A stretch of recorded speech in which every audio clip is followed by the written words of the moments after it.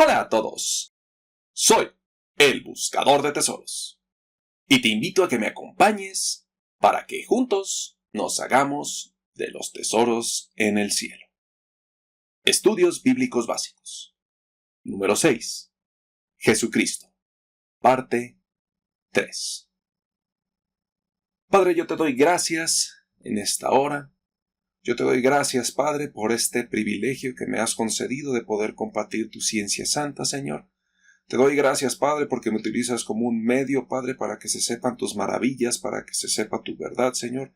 Esto es un privilegio del cual no soy digno, del cual realmente no he hecho méritos para merecerlo, pero a ti te ha placido que este siervo comparta esta información, que este siervo hable tu ciencia, Señor, y lo haré con todo gusto y para gloria tuya, Señor. Yo te encomiendo mucho esta hora para que envíes tu Espíritu Santo en mí y en oídos de todos aquellos que están escuchando este mensaje, Padre, para que el Espíritu Santo haga esa obra magnífica, esa obra gloriosa en cada uno de los que escuchamos o hablamos este mensaje, Señor. Haz tu obra, Padre, para que podamos llegar a toda verdad. Haz tu obra para que podamos escuchar tu voz.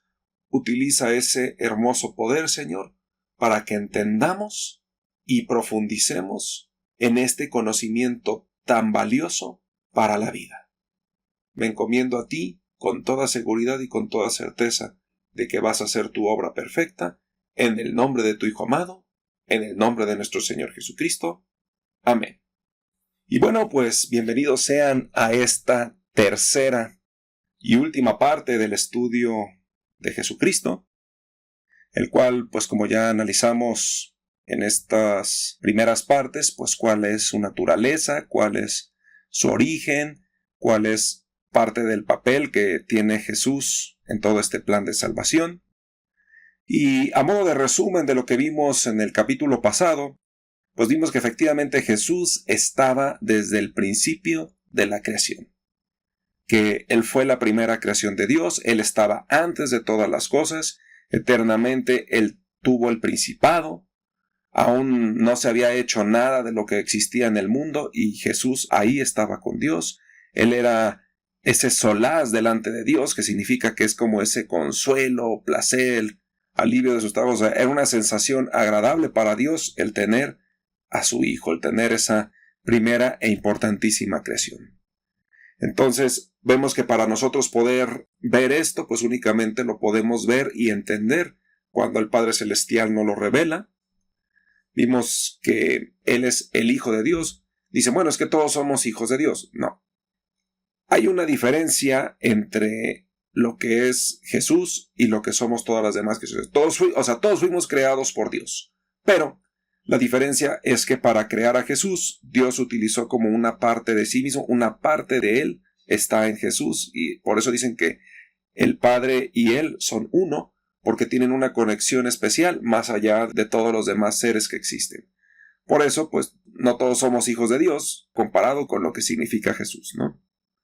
También vimos que Cristo es la cabeza de la iglesia, o sea que nosotros pendemos de Él para poder avanzar, para poder vivir todo este camino de la fe. Vimos que realmente Jesús es la puerta y el camino a Dios. Si nosotros queremos llegar a Dios por algún medio distinto a Jesús, simplemente no podemos llegar. Él es el camino, la verdad y la vida. También analizamos un poquito de lo que son las funciones de Jesús. Vimos que Él es el camino a Dios, el mediador entre Dios y los hombres. Él es nuestro maestro, gracias a Él somos capaces de entender y comprender la palabra de Dios. Vimos una de esas características tan hermosas que es que Él nos predica con el ejemplo, que todo lo que Jesús nos manda que hagamos es porque efectivamente Él lo puso en práctica en su vida. Él, como nuestro sumo sacerdote, Él se compadece de nosotros porque estuvo en nuestros zapatos, vivió en este cuerpo carnal y sabe las luchas que tenemos. También vimos que pues Jesús busca la gloria del Padre, no su gloria propia. También vimos que es nuestro abogado, aquel que nos defiende, aquel que nos protege, aquel que está por nosotros. Él es el Cordero de Dios, que esto significa que Él murió por nosotros como ese sacrificio para la limpieza del pecado. Dimos un análisis de que el pecado es algo tan vil, es algo tan malo porque es justamente ir en contra de la naturaleza de Dios, que la única forma de ser limpiado es por medio de sangre. Así que por eso el pueblo judío sacrificaba corderitos, sacrificaba bueyes, con esa finalidad, pues de que esa sangre limpiara el pecado, pero pues eso no evita que volvamos a pecar. Entonces, por eso el sacrificio de Jesús es tan importante, porque con su sangre envía la gracia, envía el Espíritu Santo y ahí cambia todas las cosas. Un sacrificio tan poderoso, un sacrificio tan puro, que ya no es necesario que tengamos que estar matando cada semana, cada mes, bueyes y toros para que nos perdonen los pecados. También vimos que justamente por esa promesa que Dios le hizo a Abraham, le dijo, en tu simiente serán benditas todas las naciones de la tierra. Simiente significa semilla. Y no hablaba del pueblo de Israel en general, sino de específicamente esa semilla, esa persona que venía de su línea principal de descendencia, que justamente termina en Jesús. Y terminamos con el versículo más popular de la Biblia, que es el Juan 3:16, diciendo que de tal manera amó Dios al mundo, que dio a su Hijo unigénito, para que todo aquel que en él cree no se pierda, mas tenga vida eterna. Jesús es el plan de salvación de Dios para que nosotros tengamos vida. Y bueno, pues vamos a continuar ahora sí con la parte 3, con la parte final, arrancando con la pregunta número 7 de nuestro estudio, que dice, ¿quiénes eran los familiares de Jesús? ¿Acaso Jesús estuvo casado? ¿Tuvo hermanos? Oficialmente, los parientes o la familia que se menciona de Jesús en la Biblia es que Jesús era hijo de José y de María. María pues tenía una prima que se llamaba Isabel y ella era la madre de Juan el Bautista, por lo tanto Juan el Bautista era su primo. Hasta ahí es lo que la Biblia nos informa sobre lo que fueron los familiares de Jesús, pero ¿qué otros familiares tenía?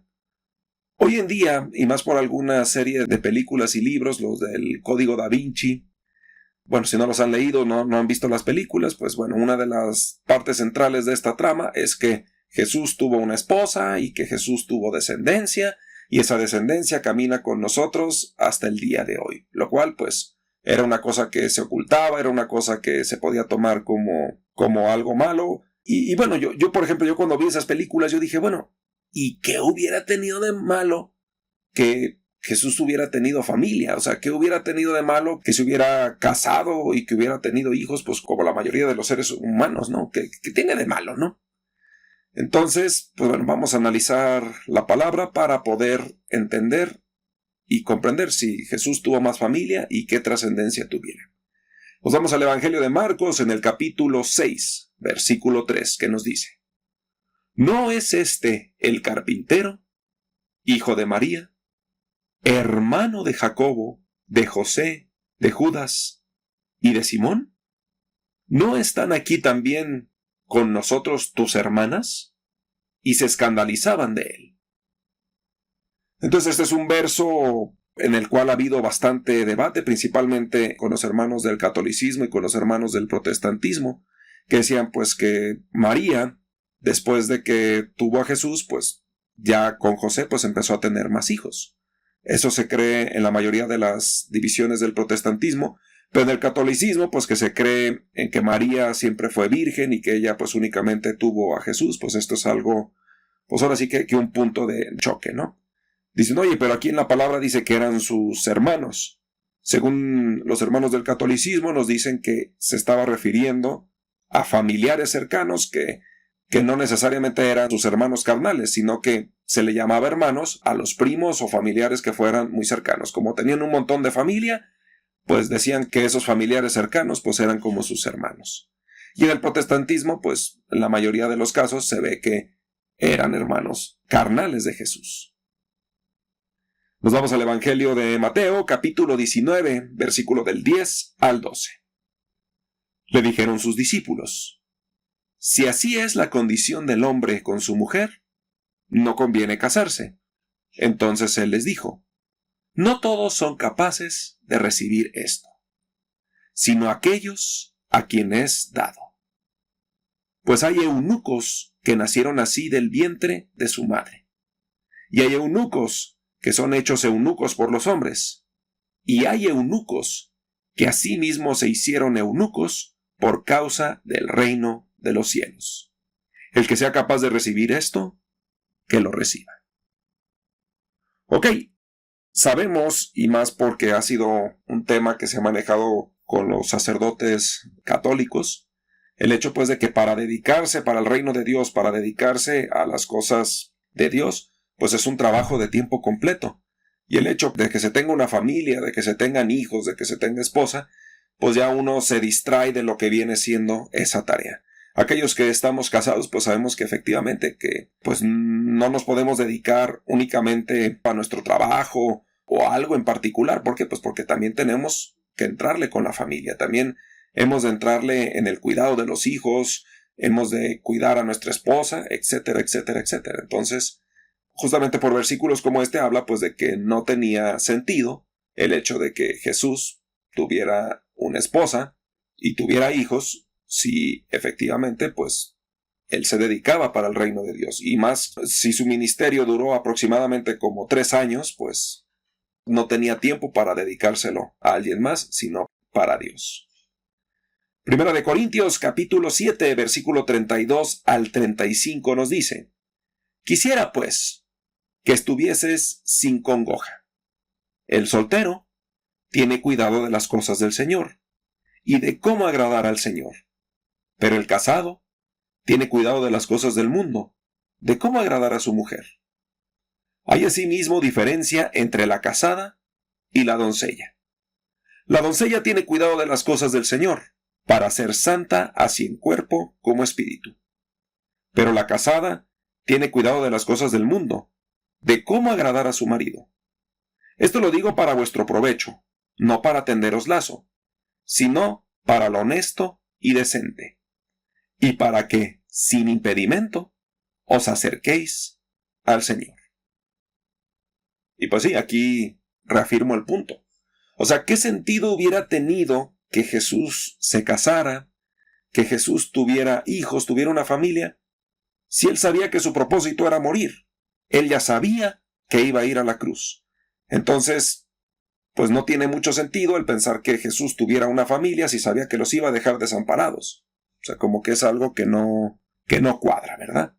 Es algo que no está relatado en la Biblia, que es algo, pues, que muchos creen que fue una realidad, pero pues realmente es en un libro inventado por una persona. Y pues no, yo creo efectivamente que no tuvo familia, pues porque no tiene sentido. O sea, simplemente no tiene sentido y no va acorde al plan y al propósito que tuvo Jesús aquí en la tierra.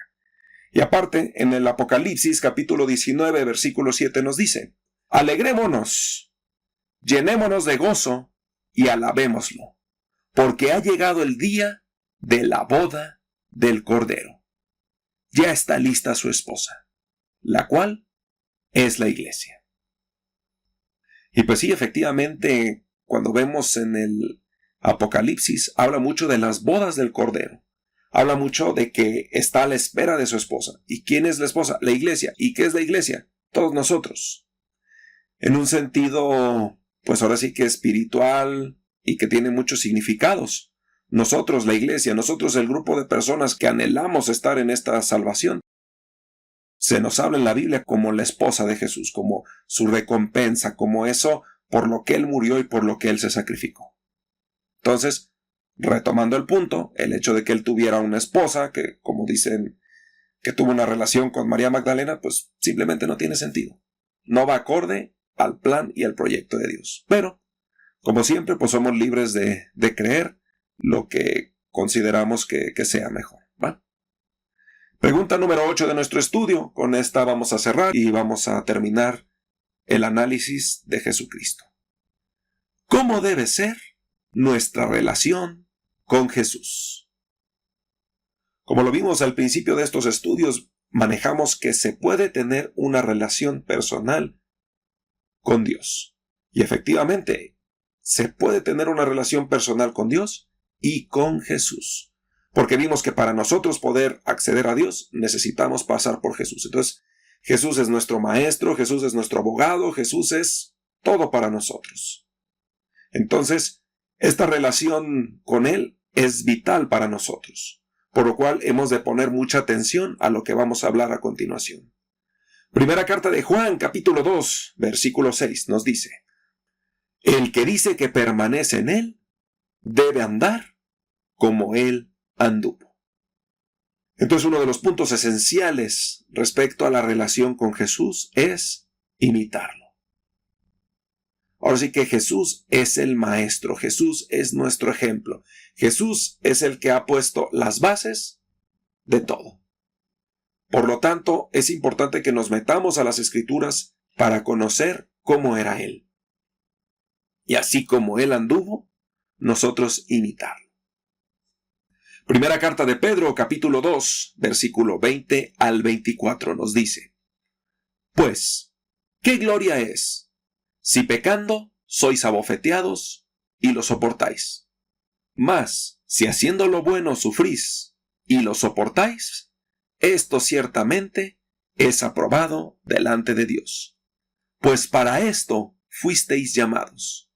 Porque también Cristo padeció por nosotros, dejándonos ejemplo, para que sigáis sus pisadas, el cual no hizo pecado, ni se halló engaño en su boca, quien, cuando le maldecían, no respondía con maldición, cuando padecía, no amenazaba, sino encomendaba la causa al que juzga justamente, quien llevó él mismo nuestros pecados en su cuerpo sobre el madero, para que nosotros, estando muertos a los pecados, vivamos a la justicia, y por cuya herida fuisteis sanados. Entonces, partiendo de la base, hemos de andar como Él anduvo, hemos de imitar a nuestro Maestro. Entonces, una de las primeras lecciones que vemos es que Jesús, pues no devolvía mal por mal. Él sufrió y toleró el sufrimiento. Él, cuando le maldecían, cuando le decían de cosas, pues Él no les respondía con lo mismo, no empezaba a decirles de groserías o decirles de cosas, no. Él era manso, Él era tranquilo. Claro, respondía con la verdad y respondía con autoridad. Entonces, Él no amenazaba, y siempre que alguien le hacía algún mal, pues Él lo encomendaba al Padre. Y nos enseña a que nosotros hemos de hacer lo mismo. Porque hoy en el mundo nos enseñan que, pues, si a ti alguien te pega, pues tú pégale más recio. Pero en la palabra vemos que hemos de ser como nuestro maestro, el cual decía: si te dan una bofetada, voltéales la otra. Si te obligan a andar 1 milla, anda 2. No resistas al malo, sino encomienda la causa al que juzga justamente. Y esto, pues, la verdad se oye difícil, porque dicen: caray, o sea, se trata de no defendernos, se trata pues de que nos hagan daño. A final de cuentas, el que juzga justamente es Dios, y Él se va a hacer cargo de hacernos justicia. Entonces, más que resistir al malo, hay que buscar a Dios, y Él se encarga. No así como de decir: bueno, él va a acabar a los malos, y Él va a hacerlos sufrir, y les va a llegar el karma. No. Dios va a hacer justicia, Dios quiere salvar a todos.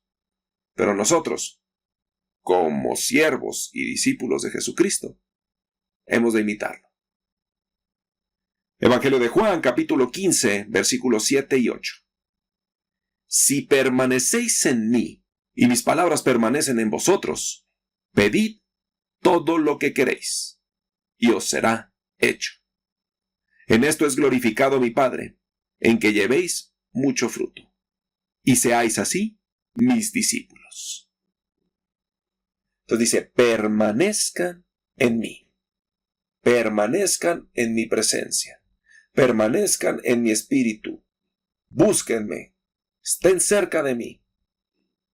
Y por eso hemos dicho que esta relación es esencial para nosotros, porque nosotros estando cerca de Él, nosotros estando realmente cercanos a nuestro Maestro, ciertamente todas nuestras necesidades, todas nuestras luchas, todo lo que nosotros necesitemos, nos va a llegar. Por lo tanto, es esencial estar en Él. O sea, permanecer en un lado es estar en ese lugar. Permanecer en mí, estar con Jesús, estar cercanos a Jesús. Esencial y básico para todos los seguidores de Cristo. Mismo Evangelio de Juan, pero ahora en el capítulo 6, versículo 27 al 29. Trabajad no por la comida que perece, sino por la comida que a vida eterna permanece, la cual el Hijo del Hombre os dará, porque a éste señaló Dios el Padre. Entonces le dijeron, ¿qué debemos hacer para poner en práctica las obras de Dios?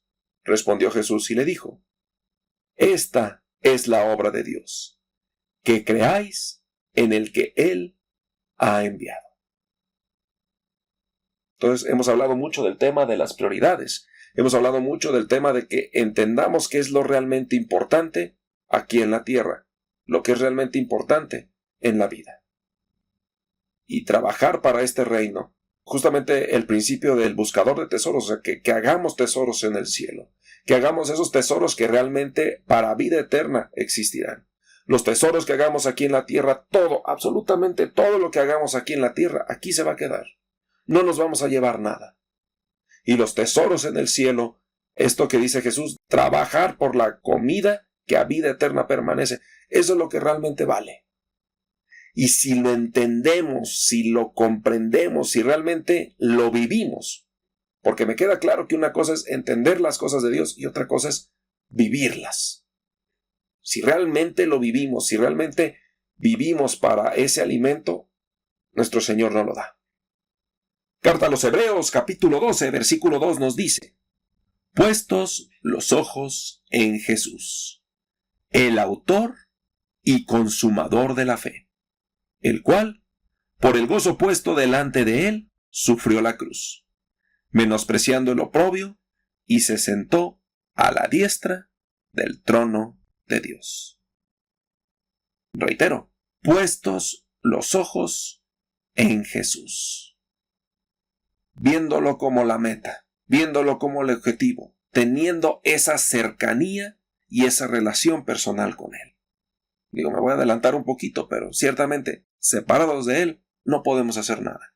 Sin Él, nuestros intentos por llevar una fe, llevar una religión, son vanos. Lo necesitamos. Necesitamos de esa ayuda, de ese apoyo esencial que Él nos da. Primera de Corintios, capítulo 8, versículo 6 nos dice, para nosotros, sin embargo, solo hay un Dios, el Padre, del cual proceden todas las cosas, y nosotros somos para Él, y un Señor, Jesucristo, por medio del cual son todas las cosas, y nosotros por medio de Él. Jesús es el Señor. Y el concepto de Señor no se refiere únicamente a alguien que tiene un nivel de autoridad o alguien que ya se casó, no. El Señor es el dueño de. Es como la película, la serie de libros del Señor de los Anillos. Se refiere a aquel anillo que es dueño de todos los demás anillos. Aquel que se enseñorea, aquel que domina, aquel que manda sobre los demás. Y justamente Jesús es nuestro Señor, es nuestro amo. Hemos de verlo como nuestro amo, como nuestro Señor, como nuestro Salvador, como la base de todo. O sea, para Él servimos, para Él estamos.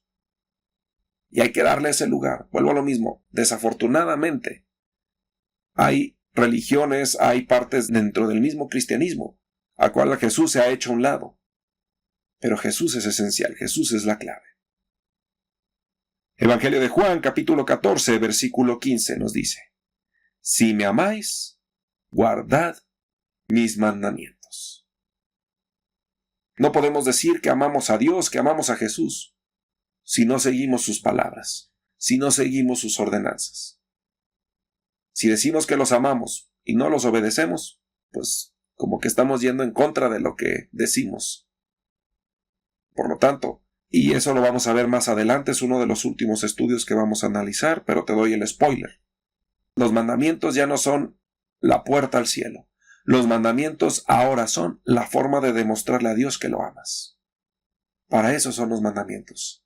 Dejaron de ser una obligación, dejaron de ser algo por lo que te apedrean si no lo cumples. Ahora, con libertad liberado de la ley del pecado, los haces por amor. Lo profundizaremos más adelante, pero si decimos que amamos a Dios, si queremos demostrarlo, obedezcámosle. Evangelio de Lucas, capítulo 6, versículo 46 nos dice: ¿Por qué me llamáis Señor, Señor, y no hacéis lo que yo digo? Reiterando el punto, si realmente queremos ser congruentes con lo que creemos, con lo que decimos creer, hemos de obedecerle. O sea, decir, es que ustedes me dicen Señor, ustedes dicen sí, Jesús, amén, aleluya, hermano, y no me obedecen. No hay congruencia. Son solamente palabras, son solamente de labios para afuera. Ojo con esto. Primera de Juan, capítulo 4, versículo 15 nos dice: todo aquel que confiese que Jesús es el Hijo de Dios, Dios permanece en él y él en Dios. Entonces no solamente el acto de que dentro de nuestra mente creamos que Jesús es el Hijo de Dios, que Jesús es nuestro Señor. Hemos de manifestarlo en nuestros hechos, en nuestros actos y en nuestra boca. No podemos quedarnos callados respecto a esto. No debe darnos vergüenza. Un versículo muy duro de Apocalipsis nos dice: si ustedes me niegan delante de los hombres, yo también los negaré delante de mi Padre. Es necesario que reconozcamos a quién servimos, con orgullo, no con forma de presumir o de vean los demás, soy seguidor de Cristo, no. Gracias a Cristo lo tengo todo. Él es mi Señor, Él es mi todo. Expresarlo. Es como, me gusta relacionar siempre esto como el caso de los esposos, ¿no? El decir que amas a tu pareja, el decir que amas a tu esposo, a tu esposa, no solamente quedártelo para ti, o sea, cuando te lo quedas para ti, cuando no lo expresas, es como si no fuera cierto. Es que sí te amo, aunque no te lo diga, aunque no te lo demuestre. Es como que no, ¿verdad? Romanos 10, versículo 9. Si confesares con tu boca que Jesús es el Señor y creyeres en tu corazón que Dios le levantó de los muertos, serás salvo. Entonces, no solamente en la mente, no solamente dentro de nosotros debe estar esta creencia, debe estar manifiesto en nuestros actos, en nuestra boca, en nuestro ser. Primera de Juan, capítulo 5, versículo 11, nos dice: y este es el testimonio, que Dios nos ha dado vida eterna, y esta vida está en su Hijo.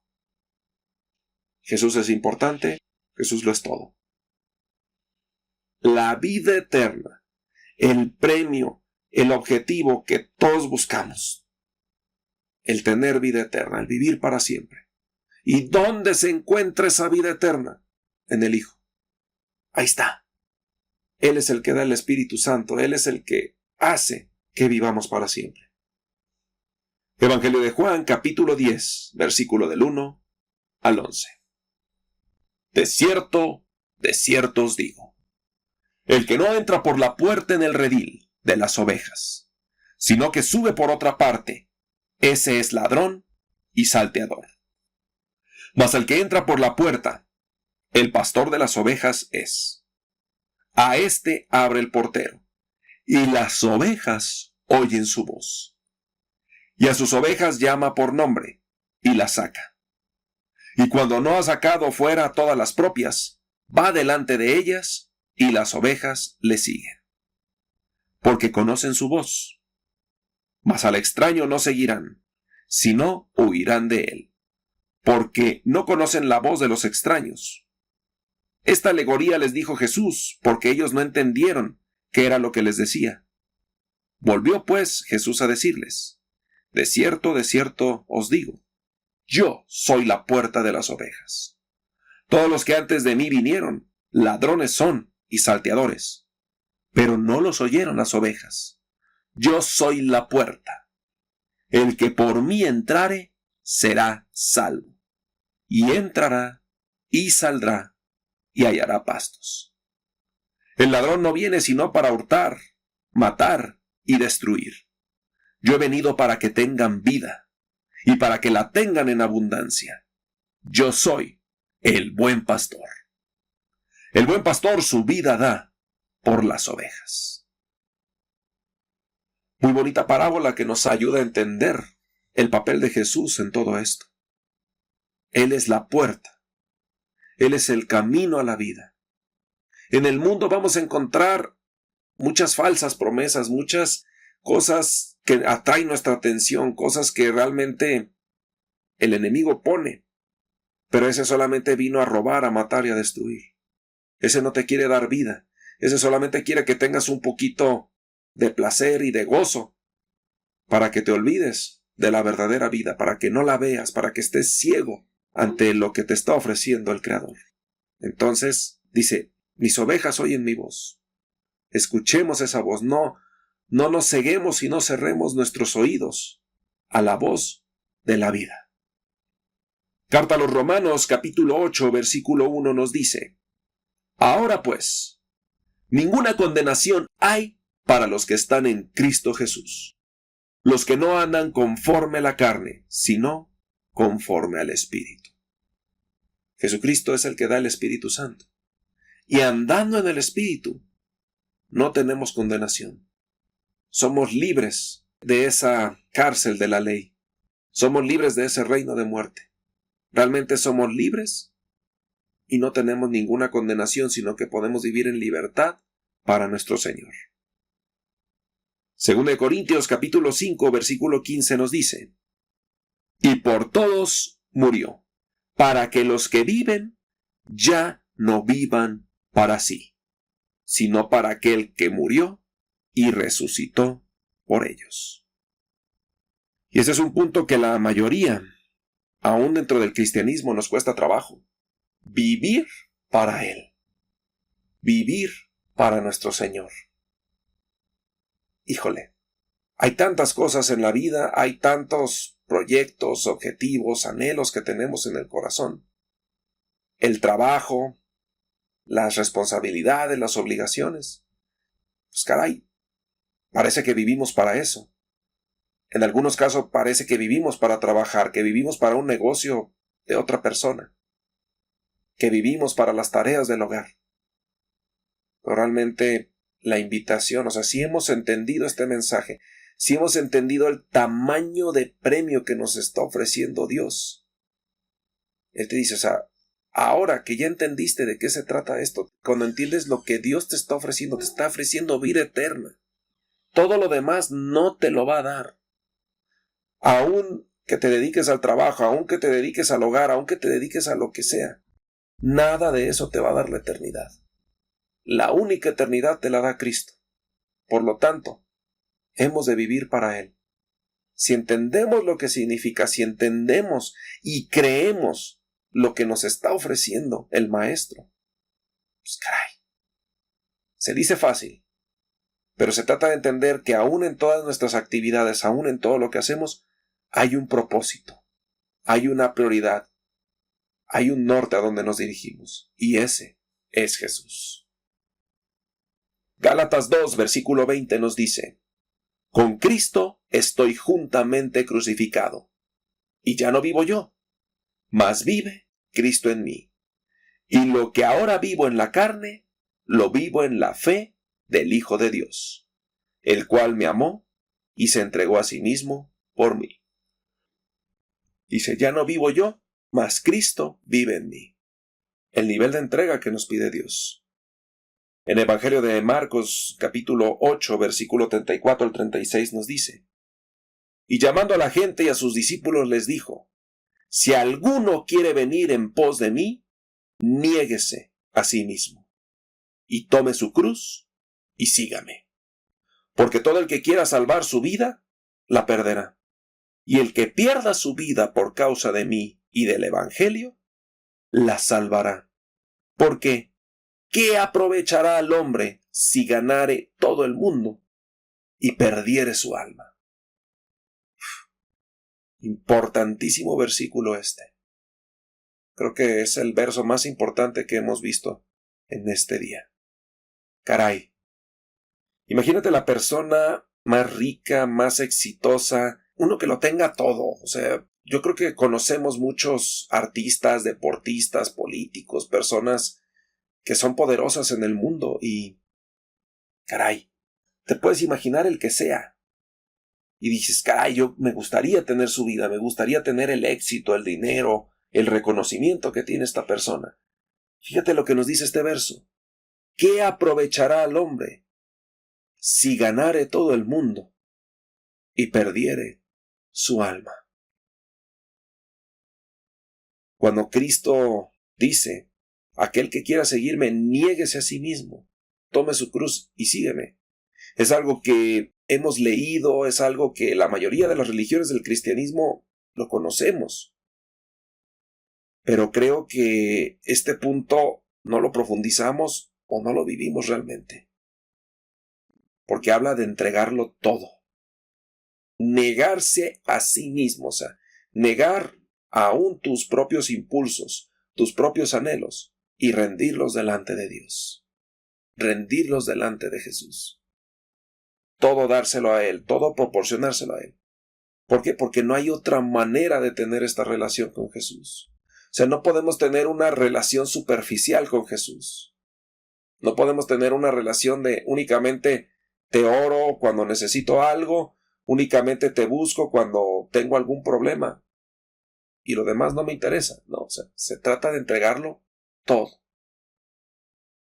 Aún tus sueños, aún tus metas, aún tus objetivos. Y créeme, no te vas a arrepentir. Yo fue mi caso, o sea, me costaba soltar ciertas cosas, pero cuando entendí el tamaño de premio que me está ofreciendo Dios, digo, caray, o sea, ¿qué me puede ofrecer el mundo? Aunque fuera rico, millonario, aunque fuera famoso, aunque tuviera todos los anhelos de mi corazón, ¿de qué me va a servir si no tengo la vida? Eso es más importante. Y desafortunadamente la mayoría de las personas vemos como más importante las cosas de aquí de la tierra sobre las cosas que nos ofrece Dios. O sea, no le creemos o no lo valoramos o no lo entendemos, pero caray, vale más que todo junto. Vale más que cualquier cosa. Pero para poder tener esto, para realmente tener este tesoro que nos ofrece el Creador, es únicamente entregándolo todo. No podemos ir a medias con Dios. No podemos ir a medias con Jesús. Recordemos el versículo de Apocalipsis que nos dice, ojalá fueras frío o caliente, pero eres tibio. Y yo vomito a los tibios, los vomito de mi boca.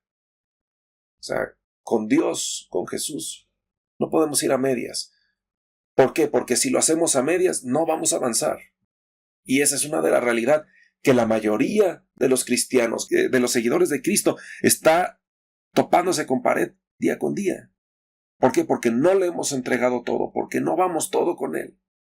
Porque Él es una parte de más cosas, cuando Él debería ser el número uno, cuando Él debería ser lo más importante. Y por eso es tan difícil tener esta relación, porque no queremos soltar. Pero bueno, lo mismo, cuando hemos comprendido lo que Dios nos ofrece, la importancia del reino y lo vano que es todo lo que hay en el mundo, pues le entras. Te invito a creerlo. Te invito a que, aunque sé que esto suena difícil, vale la pena.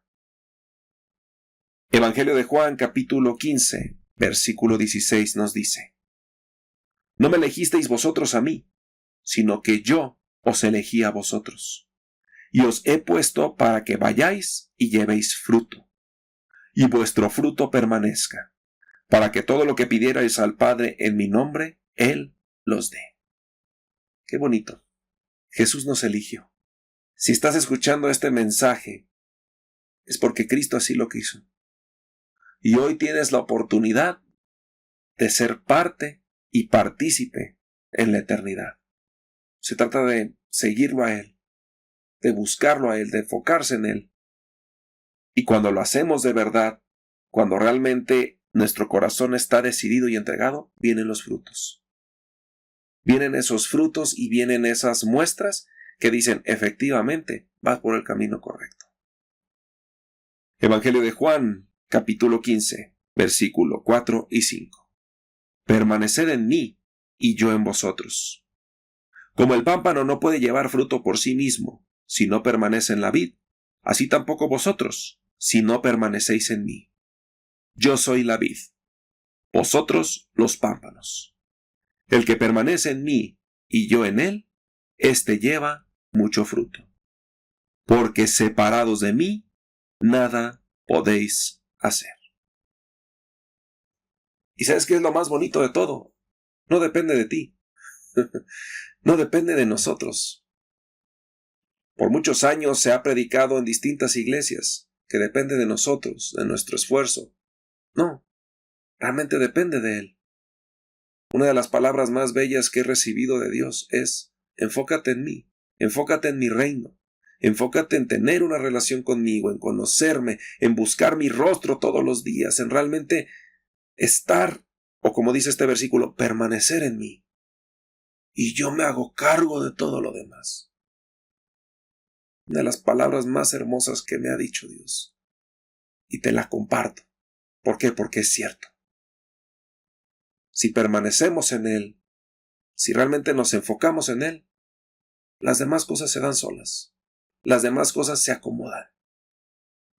Y desafortunadamente hacemos al revés. Queremos primero, por nuestros propios medios, alcanzar los frutos, alcanzar los resultados, y descuidamos la relación. Pero la relación con Jesús lo es todo para nosotros. Teniendo y existiendo y permaneciendo en esa relación, las cosas se dan solas. Todo se acomoda, todo se va solucionando, todo va teniendo un sentido, todo va teniendo una dirección. Primera de Corintios, capítulo 15, versículo 57. Último versículo. Mas gracias sean dadas a Dios, que nos da la victoria por medio de nuestro Señor Jesucristo. Una vez escuché a un, no predicador, sino más bien era uno de sus coaches, haciendo una pregunta a un auditorio y dice: bueno, ¿quién quiere ser perdedor en la carrera de la vida? ¿Quién quiere ser un perdedor en la vida? No, pues nadie levantó la mano. ¿Quién quiere ganar? ¿Quién está dispuesto a ganar en el juego de la vida? No, pues todos, ¿no? La victoria en la vida, el éxito, el que realmente nuestra vida valga y que realmente trascienda, es por medio de Jesús. Jesús es el plan de salvación de Dios. Jesús lo es todo para nosotros. Hemos de agarrarnos de Él, porque Él es la clave, la piedra angular de la creación, nuestro abogado, nuestro intercesor, el camino a Dios. Jesús, lo eres todo para mí. Ayúdame a que esto no solamente sean palabras, sino que sea una realidad en mi vida y en la de todos los que han escuchado este mensaje. Gracias te damos, Señor, por revelarnos toda esta tremenda información, todo este conocimiento de vida. Bendito seas, Señor nuestro, porque, caray, a pesar de que estemos en una religión del cristianismo, ignoramos lo importante, lo trascendental y lo absolutamente necesario que es tener esta relación y esta cercanía contigo.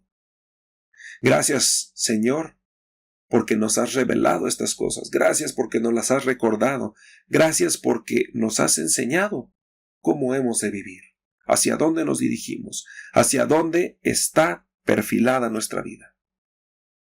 Yo te doy gracias infinitas por este momento y te encomiendo que lo que acabamos de escuchar, lo que acabo de decir, no sean solamente palabras, no sea solamente otro conocimiento más que se va a anidar en nuestros recuerdos, sino que se convierta en parte de nuestra vida, en parte de nuestro desarrollo, en parte de lo que nosotros somos. Yo te pido, Señor Jesucristo, que hagas esta realidad en nosotros, que podamos entender tu mensaje, que podamos vivirlo y que podamos tenerte a ti en nuestra boca, en nuestros pensamientos, en nuestros actos y en todo lo que somos. Bendito sea, Señor Jesús. Gracias, Padre eterno, por enviar a Jesús. Gracias, Señor, por tu obediencia y tus enseñanzas. Me encomiendo a ti y encomiendo este conocimiento de vida y las necesidades de todos los que están escuchando esto, en el nombre bendito de nuestro Señor Jesucristo. Amén.